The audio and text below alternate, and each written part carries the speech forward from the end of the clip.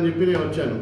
నేను రాజకీయాల్లోకి వచ్చిన రోజే మా నాన్న చెప్పాడు, నైతికతతో మనం రాజకీయాలు చేయాలా. మన గ్రూపు ఇదంతా కూడా మీ గ్రాండ్ ఫాదర్ దగ్గర నుంచి ఈరోజు మీ పెద్దనాన్న నేను అందరం కాపాడుకుంటూ వచ్చాం. అలా ఒకరి దగ్గర చేయి జాచాల్సిన పరిస్థితి వస్తే నేను రాజకీయాలను మానుకుంటాను, కానీ నా కుటుంబానికి ఆ చెడ్డ పేరు దాన్ని. అది గుర్తుపెట్టుకో. నీకు ఏం తెలిసిందా నువ్వు మాట్లాడతావు, నువ్వు పేపర్ ఉంది ఏదంటే అది రాసుకోవచ్చు అని కదా నీ ధైర్యము. నీ మీద డిఫర్మేషన్ వేస్తాను, నువ్వు దాంట్లో ఒక్క పాయింట్ అన్న ప్రూవ్ చేయాలి. నువ్వు నా తల్లి గురించి మాట్లాడతావురా? నేను పుట్టక ముందు మా అమ్మ ఇంటికి వచ్చింది, నేను పుట్టిన తర్వాత 23-24 సార్లు మా నాన్న ఎమ్మెల్యే కంటెస్ట్ చేశాడు. ఆ రోజు ఏ రోజు రాంది, ఈరోజు ఎవడో వెధవ మాట్లాడితే దాన్ని పట్టుకొని నువ్వు కూడా మాట్లాడతావురా? నీకు అసలు తెలుసా? అంటే ఇప్పుడు మేము గడప గడప తిరుగుతుంటాం, ఎన్నో కార్యక్రమాలు ఉంటాయి పబ్లిక్ లైఫ్లో ఉన్నప్పుడు. ఆ టైంలో ఎవరైనా కార్యకర్తలు ఇంటి దగ్గరకు వచ్చినప్పుడు మా అమ్మ వాళ్ళ మంచి చెడులో అర్జెంటుగా అవసరం ఉంటే టక్కున ఫోన్ చేసి చెప్తే అది తప్పు. అంటే ఎవరికి మాకు ఫోన్ చేసి ఇలా పలానా వ్యక్తి వచ్చాడు, అతనికి ఏదో అర్జెంట్ సమస్య ఉంది, అది తప్పు. ఏంద్రా నువ్వు ఏమనుకుంటున్నావు అసలు? నువ్వు ఏదంటే అది రాస్తే ఊరుకొని ఉంటాననుకుంటున్నావా? కాళ్ళు ఇరగకూడదా చెప్తున్నాను. పిచ్చి పిచ్చి రాతలు రాస్తే తొక్క తీస్తా ఏమని అనుకుంటున్నారేమో. పేపరు మీడియా ఇవన్నీ కాదు, ఒక పర్సనల్ లైఫ్ అనే ఉంటుంది ఎవరికన్నా. ఆ లైఫ్ వరకు ఇది ఉంటుంది, ఒక రెస్ట్రిక్షన్ ఉంటుంది. రాజకీయంగా నువ్వు విమర్శించు, నీకు చేతనైతే విమర్శించు రాజకీయంగా. ఈరోజు 5,000 10,000 నేను భూములు లాక్కున్నాను రా వెధవా, నీకు తెలియదురా? నీ కళ్ళు ఏమన్నా ఇవైనారా? ఆలగడ్డలో ఎవరు రా 5,000 10,000 బీసీ సోదరుల భూములని రాకొని ఆ రోజు వాళ్ళు రిజిస్ట్రేషన్ చేయించుకునే యాడికి పోయిందిరా నీ పెన్ను, నీ పేపరు, నీ టీవీ? ఆ రోజు ఎందుకు రాయలేకపోయావరా? ఈరోజు ఆలగడ్డలో ఏం జరుగుతుందో రాయి, నీకు దమ్ముంటే తీ బయటికి. నేను చెప్తా, నేను ఇన్ఫర్మేషన్ విత్ డాక్యుమెంట్స్ ఇస్తా. గాలి మాటలు మాట్లాడను నేను మీలాగా, విత్ ఇన్ఫర్మేషన్ ఇస్తా ఈరోజు ఆలగడ్డలో ఏం జరుగుతుందనేది. ఈరోజు ఒక 4 వ్యక్తుల పేర్ల మీద ఎవడి భూములు అంటే వాడి భూములు రిజిస్టర్ అవుతాయి.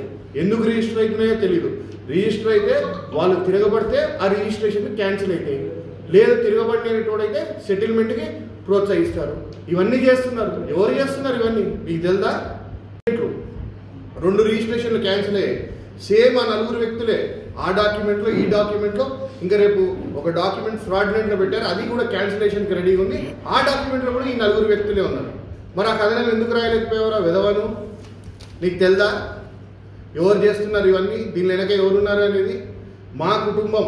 నేను చెప్తున్నా, రైట్ ఫ్రమ్ గంగుల తిమ్మారెడ్డి దగ్గర నుంచి ఈరోజు నేను వరకు ఎక్కడైనా మేము ఇట్లా చేయి చాచాము, ఒక తప్పు చేసినామని చూపిరాను, చూపిస్తే దేనికన్నా సిద్ధం. మేము మాకు చేతనైతే 10 మందికి పెడతాం. అటువంటి పరిస్థితి లేకపోతే రాజకీయాలు మానుకొని పోయి వ్యాపారాలు చేసుకుంటాం రా.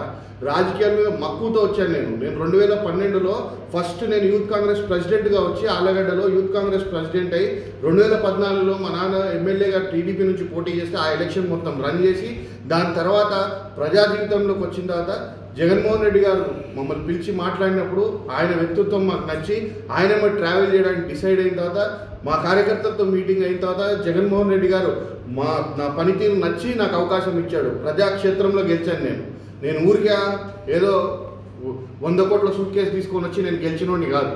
అది గుర్తుపెట్టుకో. పిచ్చి పిచ్చి మాటలు, పిచ్చి పిచ్చి రాతలు ఇవన్నీ రాసుకుంటా. ఇక్కడ ఉన్న వాళ్ళకంటే బుద్ధి లేదు, అందుకని వాళ్ళు ఏం మాట్లాడినా నేను సమాధానం చెప్పను.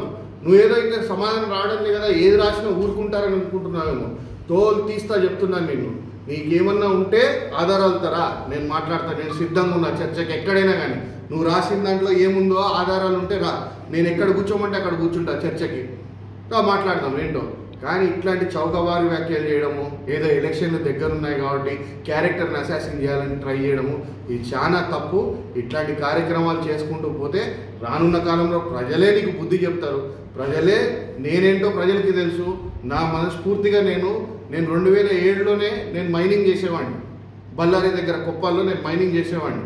అక్కడి నుంచి 2010లో ఇప్పుడు నంద్యాల హౌసింగ్ బోర్డు నేను బిజినెస్ చేసుకునేవాడిని.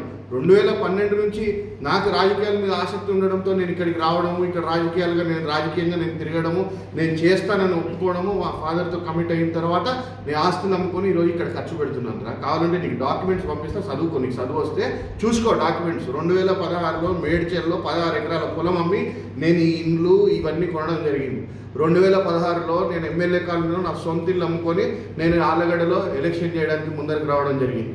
ఇవన్నీ కూడా డాక్యుమెంట్లు ఉన్నాయి. నేను ఏ సంవత్సరం అమ్మినా, ఏ సంవత్సరం ఏం కొన్నా అనేది, ఎవరి దగ్గర కొన్నా అనేది. 200 ఎకరాలు అంటున్నావు కదా, దాంట్లో ఒక్కడిని పిలుచుకొచ్చి 5,000కి నన్ను బెదిరించి రాయించుకున్నాడు, లేదా 10,000కి నన్ను 10 లక్షలకు బెదిరించి రాయించుకున్నాను చూపిరా నాకు ఎక్కడన్నా.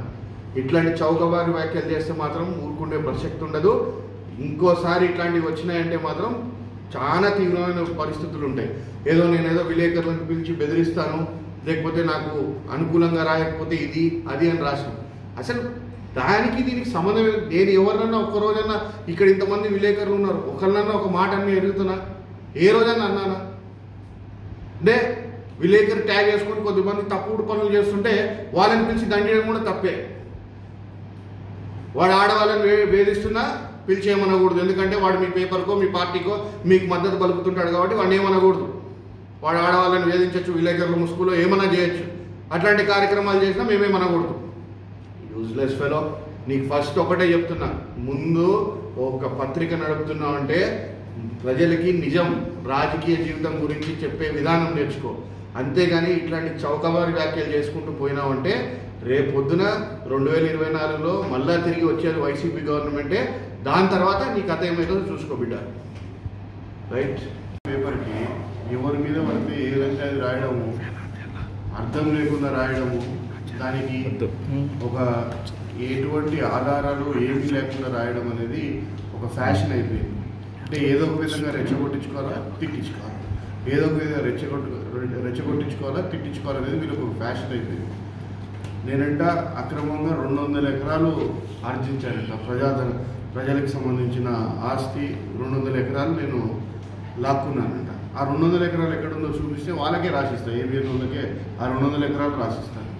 నేనంట నాకు 6 సెంట్ల ఇల్లు ఉండేదంట, అప్పు చేయకపోతే ఇల్లు గడవని పరిస్థితి ఉండేదంట. అటువంటి పరిస్థితి నుంచి ఈరోజు ఈ చుట్టుపక్కల స్థలాలన్నీ కొని నేను ఈ ఆఫీస్లు ఇవన్నీ కట్టాను. ఏబిఎన్ గుడ్డోడన్నా అయినారా, తెలివి తక్కువ నా కొడుకన్నా అయినా, వాడికి కనీసం పేపర్ ఉంది, తెల్ల పేపర్ నల్ల చేసుకొని అమ్ముకోవాలనే ఒక ఆలోచన తప్పితే రాస్తుంది వాస్తవమా కాదా అనేది కూడా వానికి ఐడియా లేదు. మరి యూజ్లెస్లో నేను పుట్టేసరికి నాకు హైదరాబాద్లో ఇల్లు ఉంది. నాకు 90లోనే మా నాన్న హైదరాబాద్లో ఫామ్ హౌస్ కొన్నాడు. మేడ్చల్లో నాకు 16 ఎకరాల ఫామ్ హౌస్ ఉండింది. నాకు ఎన్నో ప్రాపర్టీస్ హైదరాబాద్లో నేను చదువుకుంటున్నది మా నాన్న కొనడం జరిగింది. నేను 2012 నుంచి ప్రత్యక్ష రాజకీయాల్లోకి వచ్చిన తర్వాత 16 నుంచి నా ఆస్తులు అమ్ముకుంటూ నేను రాజకీయం కోసము ఇక్కడ ఖర్చు పెట్టడం జరుగుతూ ఉంది. ఇదంతా డాక్యుమెంటెడ్ ఎవిడెన్స్.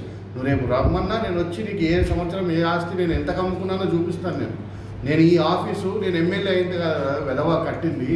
నేను ఎమ్మెల్యే కాకముందు, మేము వైసీపీలో చేరకముందు నేను కట్టాను. ఆ రోజు నేను ఈ ఆఫీస్ కట్టడం జరిగింది. ఈ చుట్టుపక్కల స్థలాలు కూడా నేను అప్పుడు హైదరాబాద్లో నా 16 ఎకరాల తోట నేను అమ్ముకొని వచ్చి ఇక్కడ ఈ ఇల్లు, ఆఫీసు, ఇవన్నీ ఇక్కడ పొలము ఇవన్నీ కొనడం జరిగింది. ఎక్కడ నీకు నేను 200 ఎకరాలు ఎవరి దగ్గర కబ్జా చేశాను? ఒక్కడిని పిలిచి చూపిరు. ఆళ్ళగడ్డ చరిత్రలో ఒక్కడిని పిలిచి చూపియండి. గంగులోలు కబ్జా చేసి